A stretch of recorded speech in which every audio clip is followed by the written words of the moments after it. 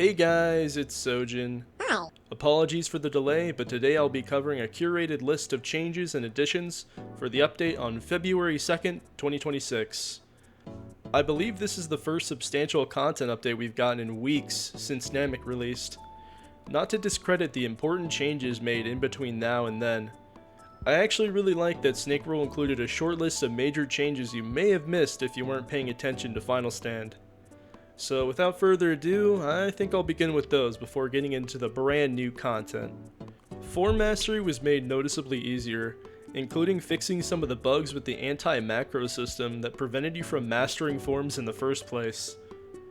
Invasions were changed so that they only happen to people who invade others. I do think this is nice for PvE softies that just want to beat bandits, but I have heard it's much harder to find an opponent with the bounty board and bingo book now. Any Zenny you've lost from dying can be recovered through image training now. This is good since you'll want to cling to as much Zenny as you can due to some stark changes I'll mention later. Dragon Balls got a spawning system rework, which is supposed to make it so 99.9% of Dragon Balls end up in the hands of real people and not bots. Servers will lock before Dragon Ball spawns to prevent server hopping for them also. Pretty much all of the bugs related to slot transferring were ironed out, so that system is fully re-enabled, and has been for a while. In fact, I did make a video about it if you're curious. And lastly, the M1 decay system was swapped out for something else. This poor system is what was responsible for NPCs slipping out of your combos for no apparent reason. I feel like it still happens from time to time, but it's an overall major improvement. Okay, now that we're all caught up, we can dive into the brand new content and changes. In terms of content, this update was pretty light, to be honest. We got one new raid, which is Old Moro on Namek. He has some cool sounding drops that I've yet to get any of. And there's also a new world boss, King Cold, who spawns on Namek. Our first Namek world boss. A lot of his moves seem to be related to giant transformations, so they're good for Namekians and Yardrats with that ability. And while we're still talking about world bosses, Snake has made a few big changes to those too, most of which are good. Firstly, world bosses do more damage and take less damage from players. Or rather, the attack and defense scale less. Weird explanation, but this makes it so bosses like Lord Slug don't get disintegrated by 2 beams from high level players. World bosses now have a guaranteed spawn every 36 hours instead of 48, and their spawn percentage is higher. Now it's a 20% chance every 3 hours on weekdays, and a boosted 30% chance every 3 hours on the weekend.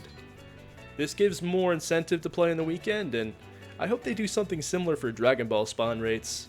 If you're in the Final Stand Remastered Discord, I also recommend turning on notifications for the new World Boss channel, where Kami will predict spawns up to 3 hours ahead. Pretty epic. We still don't know who the boss is until they spawn, but it's amazing we have a heads up now. We now have Elder Kai back in the game, which for those who don't know, in the original Final Stand he would give you a chunk of EXP in exchange for Zenny. He's back, but instead he serves the same purpose as Guru, restoring EXP you've lost from dying. This time it's repeatable, but it costs money and doubles every time you do it. It is nice to have a repeatable method of doing this though. There is one last big piece of content left to talk about, but I want to finish up some of the smaller changes first, some of which are very questionable. First, they redistributed some of the quest EXP from Namek to Earth, meaning some of the quests on Namek give less EXP than they did before, but Earth quests will give a bit more now.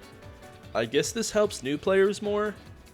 I do feel like without the Time Chamber Game Pass, you do plateau a bit after level 75, making it a little hard to get to level 100. So maybe this will smooth out the progression line a little bit. The EXP is supposed to be balanced, so we might not even notice a meaningful difference. If you queue up for raids solo, you can finally just click a button to start the raid instantly.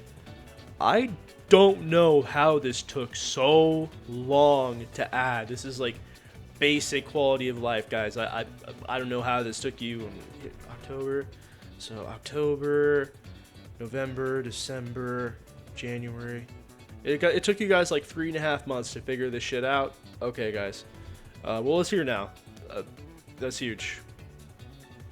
A big W is the Death Saucer nerf. It has a limited tracking turn angle like other tracking moves, so it can't completely reverse to hit you anymore. The Beckoning Cat capsule got nerfed to just a 10% increase in Zenny, on top of daily quests getting nerfed. They don't give as much Zenny as before. I don't know why they felt the need to do this. This genuinely seems like some evil shit, but alright. You do you, Snake. The God form's got a nice buff though. Now your God Key max increases with mastery. Almost too much. It's a little crazy, honestly. You can last a long time in Super Saiyan God with it mastered from what I've seen. Rage got some big nerfs. It eats 33% of your EXP bar, and even if you have no EXP to put forward, it's just going to put you in debt. EXP debt. Meaning you'll have to earn all that back before you can start to gain EXP again. It also delays your Zenkai, so for 30 seconds that you're in Rage, your Zenkai timer will not move. Probably won't be that many Rage spammers anymore. I wonder how far you can put yourself into EXP debt.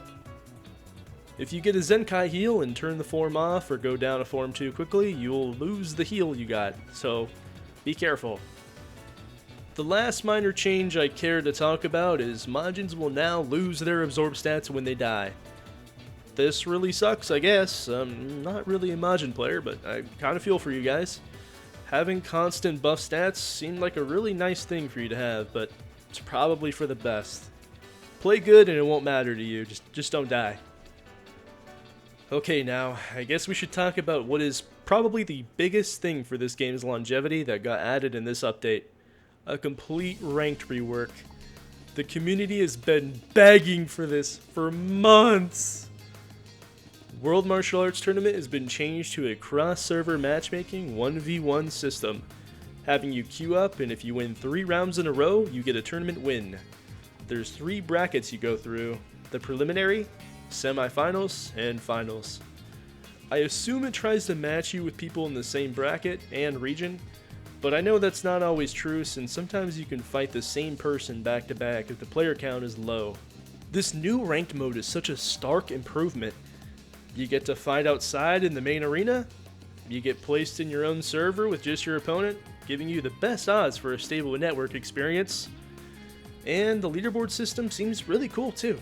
There's a tournament wins leaderboard, match win percent leaderboard, and a player rating percent leaderboard. For the player rating percent leaderboard, it's a little silly. People are probably just going to rate you bad if they lose to you, so awesome! Snake has included some way for him to collect telemetry data on our ranked matches.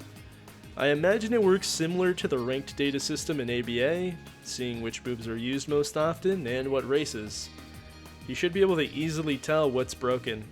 Now, all in all, I don't have a whole lot to say about this update, other than it seems like a massive improvement. Like, low taper fade, massive, like, you know what's crazy? Like low taper fade meme.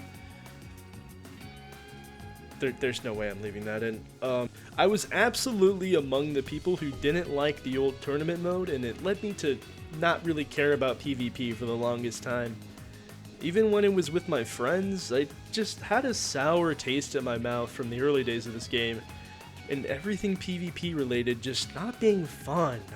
It was all cheese, all cringe. I'm sure there's still a little bit of cringe, but now we've got a classic feeling rank system back, and a solid way to earn medals for the rank shop.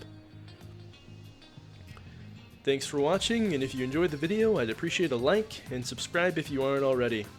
I'm trying to reach 1,000 subscribers before the spring, which in the northern hemisphere where I live is March the 20th.